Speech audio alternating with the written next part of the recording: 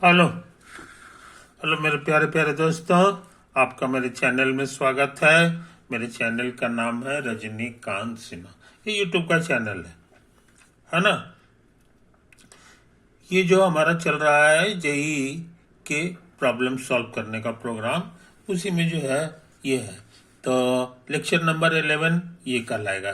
10 तक हम कर चुके हैं। फिजिक्स का काम कर रहे हैं, स्टैटिक्स का प्रॉब्लम लेंगे, फोर्स से संबंधित। इसमें जो मेरे स्टूडेंट हैं वो क्लास 10 के आ सकते हैं, 11 के आ सकते हैं, 12th के आ सकते हैं, और जेई 25 में जिनको एग्जाम देना है वो लोग भी आ सकते हैं, है कि नहीं। आगे बढ़ने से पहले हम चाहेंगे कि एक क्वेश्चन हम नोट कर लें। P1 P2 etc Pn are n points dividing the circumference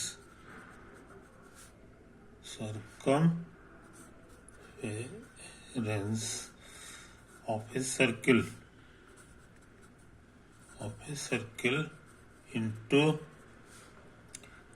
n equal parts.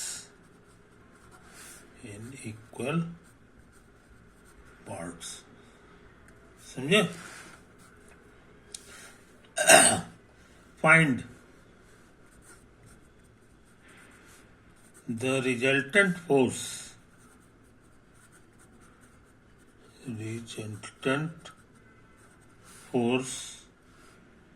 corresponding to resultant force represented by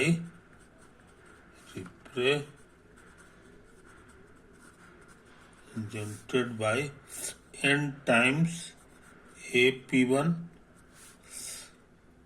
n times AP2, n times APN, है ना। Where A is any point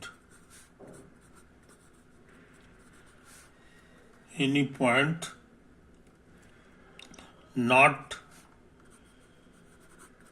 necessarily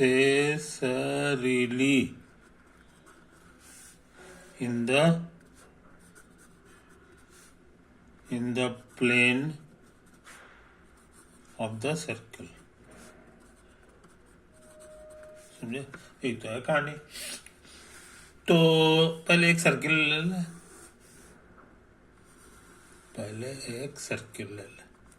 आसानी के लिए हम लोग मान के चलें कि ये मेरा एक्स एक्सिस है, वाई एक्सिस है कि नहीं। और इसका ये सर्किल का रेडियस जो है कुछ मान सकते हो, है कि नहीं। तो रेडियस जो है 1 मान लो आसानी के लिए। रेडियस बराबर 1। अच्छा, और ये हमारा जो है ना, मान लो कि ये A1 है, तो ये हमारा A2 हो जाएगा, ये A3 हो जाएगा, A4 हो जाएगा, है कि नहीं। यही सब चीजें A4 हो जाएगा, etc। और सब इक्वली स्पेस्ड है। यहाँ लिखा हुआ कि A1 A2 A3 ये जो पॉइंट है, सॉरी A1 A2 नहीं है, गलत नाम रखा गया है।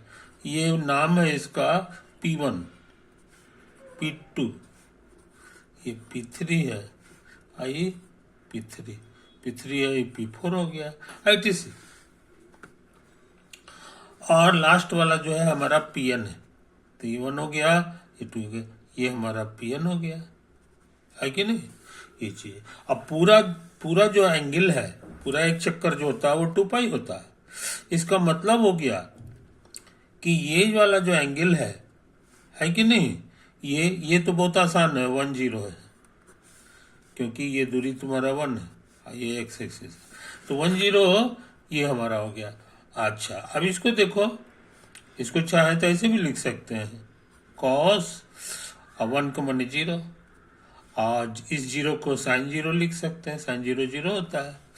और ये कितना होगा ये बताना आसान है। इसका कोऑर्डिनेट हो जाएगा, क्योंकि इसके लिए ये वाला एंगल हमको लिखना होगा, ये एंगल, समझे। और ये एंगल कितना है ये बताना आसान है। टोटल 2 पाई है और n टुकड़ा में बटा हुआ है, तो ये एंगल इतना होगा, समझे कि नहीं। तो इस चीज को समझ लो। आसानी के लिए इसका एक नया नाम दे रहे हैं, डी नाम दे रहे हैं। तो इस पॉइंट का कोऑर्डिनेट हो जाएगा इतना और साइन डी। उसी तरह इसकी बात करेंगे तो ये जो है यहां से यहां तक करेंगे ना, तो ये इस बार जो है इसका जस्ट डबल हो गया, तो 2D हो जाएगा। ये वाला एंगल हमारा डी था, तो ये 2D हो गया, और अगला जो है साइन 2D हो गया। और उसी तरह से सबका लिख लो, सबका लिख लो। ये कितना होगा सो समझ लो, लास्ट वाला। तो देखो 3 में यह 2 लिखाता है, 4 में 3 लिखाएगा, 1 कम लिखाता है। ये n है तो n-1 लिखाएगा।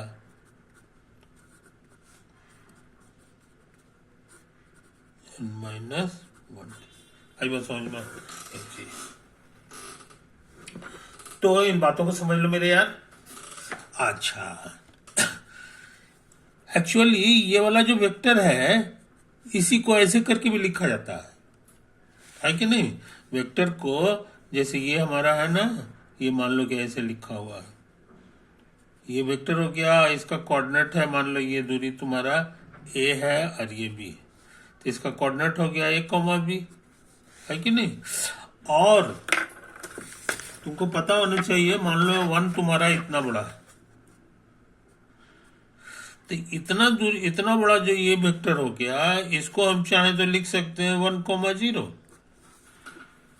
क्योंकि ये एक्स एक्सिस का डायरेक्शन है और ये वाई एक्सिस का डायरेक्शन है। इसी का दूसरा नाम है, पुराना जमाना से नाम चला आ रहा है आई।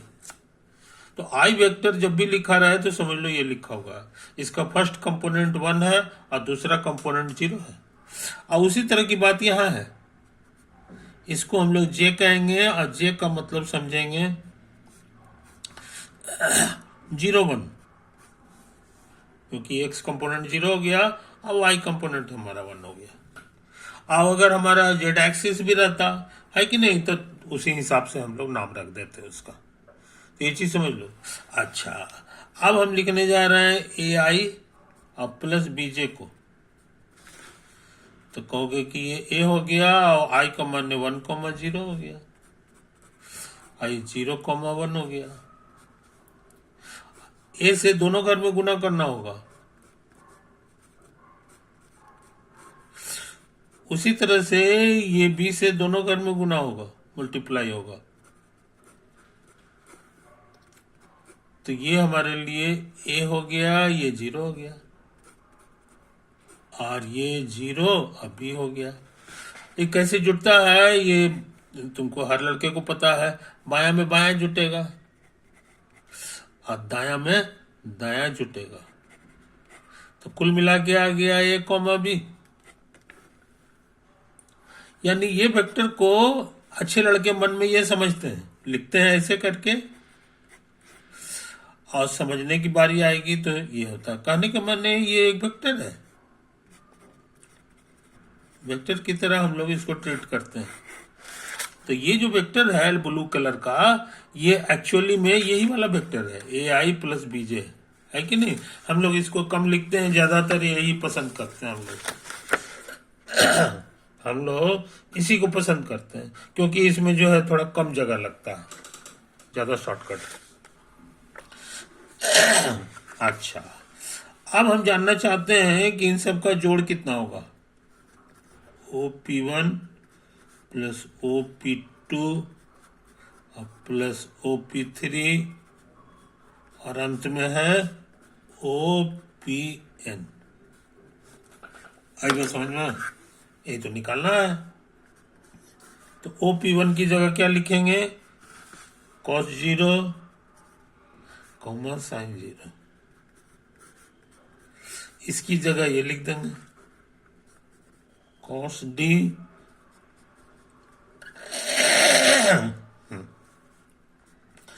इसकी जगह cos 2d और sin 2d। सिलसिला जारी है। cos लास्ट वाला है n-1d और sin n-1d। समझे? आई कैसे जुड़ता है तुमको पता है, कंपोनेंट वाइज जुड़ता है। सारा बाया वाला सब जोड़ दो तो हो जाएगा cos 0 प्लस cos d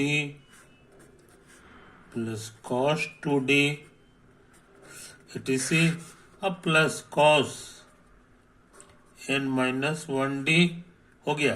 और दूसरा घर में उसी तरह से भरा जाएगा, sin 0 plus sin d plus sin 2d और प्लस sin n-1d। समझे कि नहीं? कोई दिक्कत नहीं। यहाँ एंगल्स को गौर से देखो, बार बार डी बढ़ रहा है। इस तरह के एंगल को हम लोग एपी करते हैं। हियर एंगल्स और इन एपी। एपी में है तो इसका फर्स्ट टर्म क्या है? तो फर्स्ट टर्म जो है 0 से शुरू हुआ है। और कॉमन डिफरेंस क्या है? बार बार कितना जुट रहा है? कहोगे तो और आसान है, बार बार डी जुट रहा है। और ये कितने टर्म है? Number of terms. तो कहोगे ये पहला है, दूसरा है, तीसरा है, एनवा है, तो एन टर्म्स हो गया, एन टर्म्स होता है। समझे कि नहीं? ये चीज समझ लो। अच्छा, अब इसके संबंध में एक बहुत अच्छा फॉर्मूला है जो हो सकता है तुमको पहले से पता हो, और नहीं पता है तो हम यहाँ बताने जा रहे हैं। इसको साफ सुथरा देख लो, साफ सुथरा देख लो, है कि नहीं? यही सब तो है, यही सब है, यही सब है,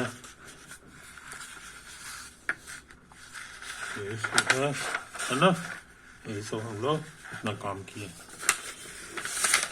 फॉर्मूला क्या है सो समझ लो।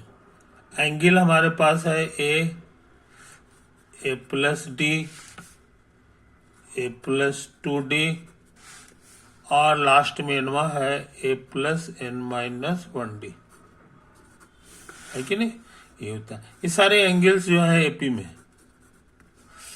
कॉमन डिफरेंस कितना है? तो डी है कि नहीं? नंबर ऑफ टर्म्स कितना है? तो ये n है। पहला टर्म, दूसरा टर्म n-1 हो गया, एक तो यहाँ आ गया, n टर्म्स हो गया। समझे कि नहीं? इस सब में साइन लगा दो, इस सब में साइन लगा दो।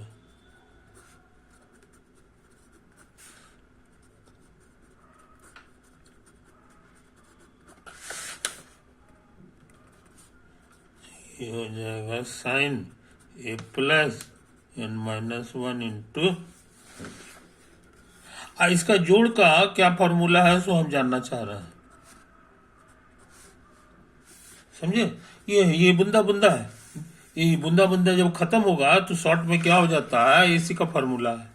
उसका कहना है कि ये वाला पहले साइन लिख लो, साइन में साइन लिखो। समझे?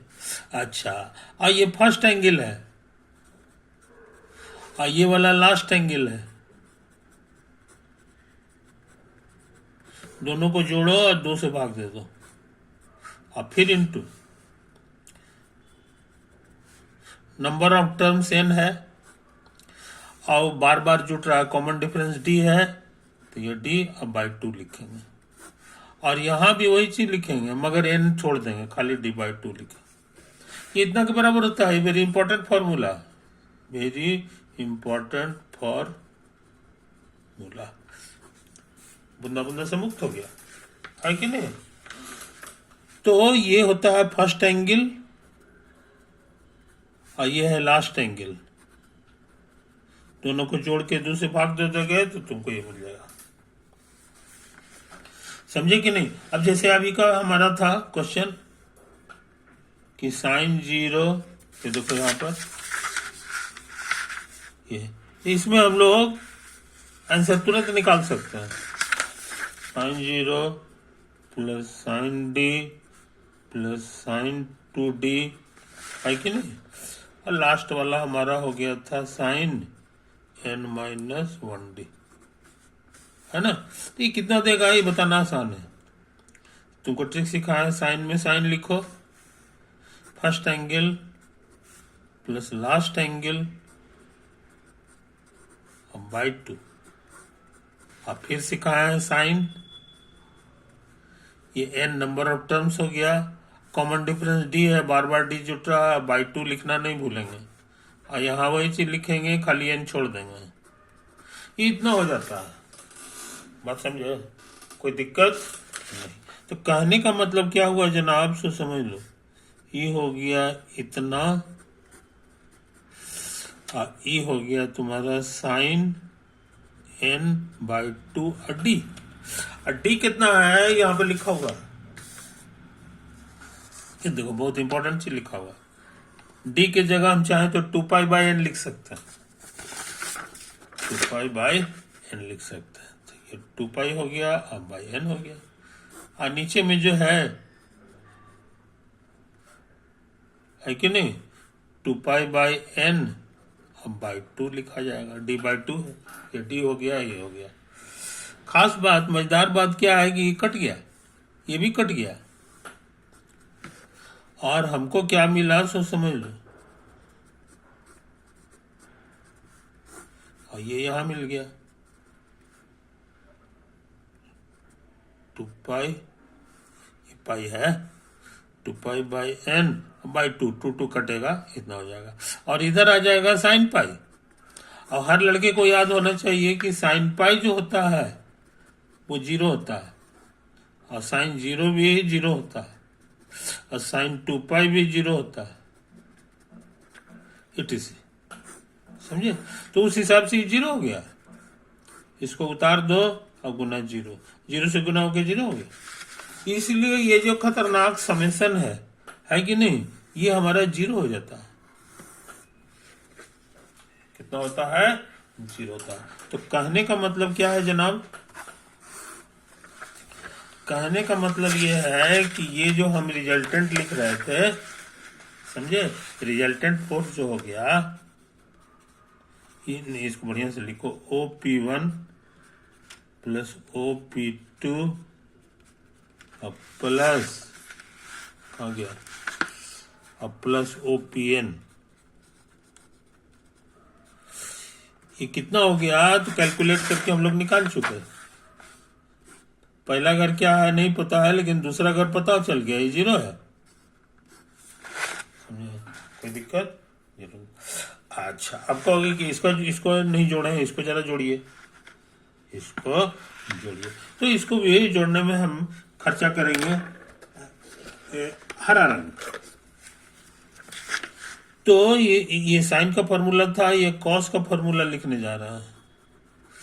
ये सब जगह कॉस रहेगा, तो उसका फॉर्मूला भी इसी से मिलता जुलता है, ये कॉस हो जाएगा, मगर ये नहीं चेंज होता है, ये जस का तस रहता है, ये साइनर रहता है ना, ये चीज याद रखो। उस हिसाब से कॉस वाले का भी आंसर तुम जान गए, कॉस कॉस कॉस कॉस, तो यहाँ पे कॉस लिखाएगा, मगर ये नहीं चेंज होता है, तो यहाँ कॉस लिखाएगा, ये हो गया, ये कॉस लिखाएगा, है कि नहीं। आई सब तो रही गया, ये जस का तस है। तो कहने के माने ये कॉस के केस में भी ये कुल मिला करके 0 आने वाला है, क्योंकि ये तो छेड़छाड़ होता नहीं, इसीलिए ये 0 हो गया।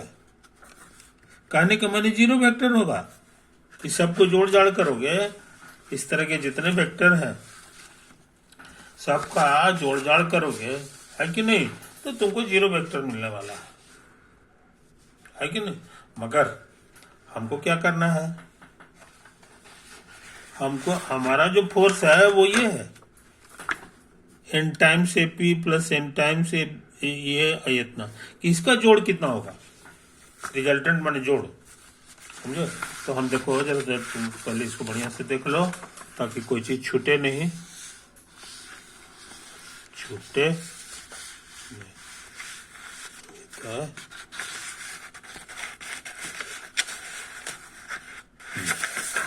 उसके बाद जो है ये पेज नंबर कितना है हमको याद नहीं है, इसको हम जरा सा देख के बता रहे हैं, है कि नहीं? हमको लगता है इसका पेज नंबर होगा, इसका पेज होगा जी 27 होगा, हमको लगता है ये 27 होगा।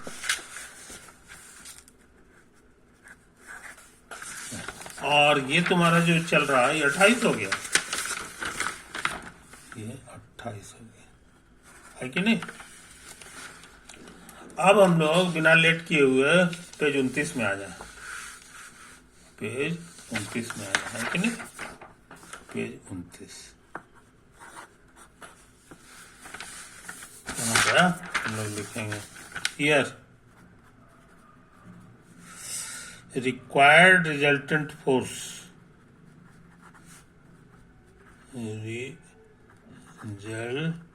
resultant force, सारे फोर्स का जोड़ कितना होगा?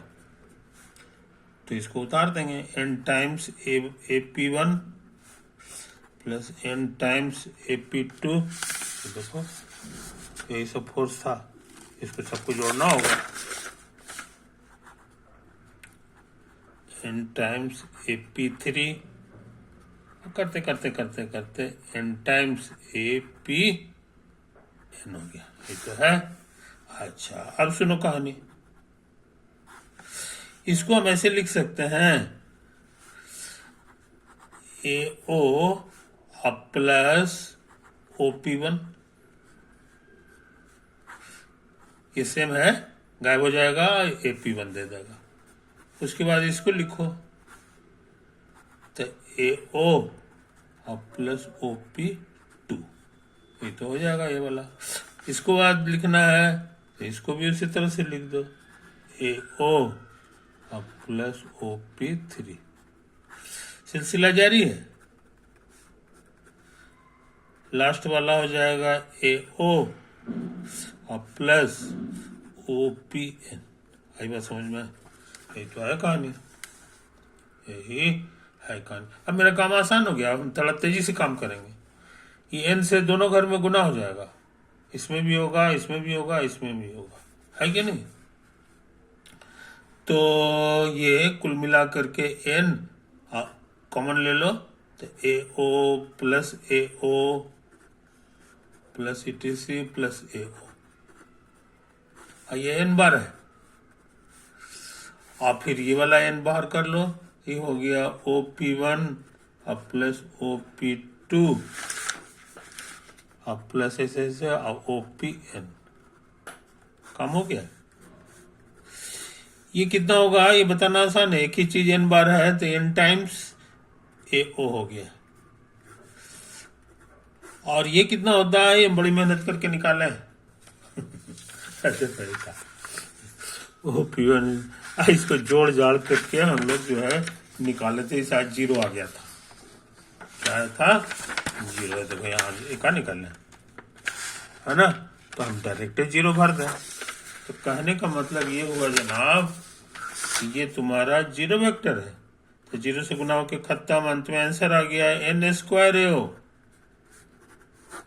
समझो? इसलिए रिजल्टेंट फोर्स जो है इसी के बराबर आएगा, n टाइम्स AO के बराबर होगा, समझे कि नहीं? हाँ यहाँ पे क्वेश्चन में लिख दिया है कि A इसी प्लेन में हो, ये कोई जरूरी नहीं है, यहाँ पर हो ये कोई जरूरी नहीं है, हवा में भी हो सकता है यहाँ पे, है ना? तो क्या क्या इंटरेस्टिंग चीज हम लोग सीखे कि ये इक्वली पार्ट में बांट दो, मान लो 4 टुकड़ा में है, हमने बांट दिया, और यहाँ से एक वेक्टर ये है, एक वेक्टर ये है, फोर्स है, एक फोर्स ये है, एक फोर्स ये है, तो तीनों का जोड़ कितना होगा? तो आसान हो गया, यहां से यहां तक का जो हो गया AO, वही चीज यहां लिखा हुआ है,